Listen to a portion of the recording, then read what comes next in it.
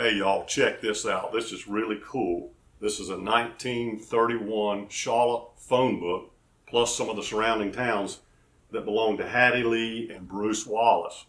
I grew up going to church with them at Sardis Church, and their granddaughter was nice enough to bring this by. I want y'all to come look at this thing. It's really amazing to be almost 100 years old.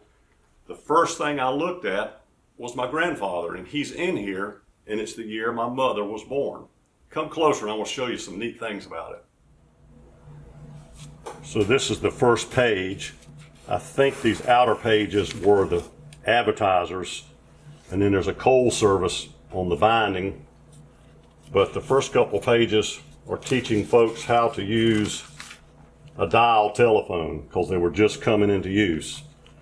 And then it talks about how to make long distance calls and all the rules and regulations and some of the costs for long distance. And then you can see when some child was writing in here and scribbling, copying some of the numbers that were frequently called by this family. First thing I looked at was my grandfather. Sure enough, Fred Baird is in here on East Worthington Avenue, and it's one of his many brothers is Calvin Baird right there beside him on Kenilworth. Those two streets are still in Charlotte.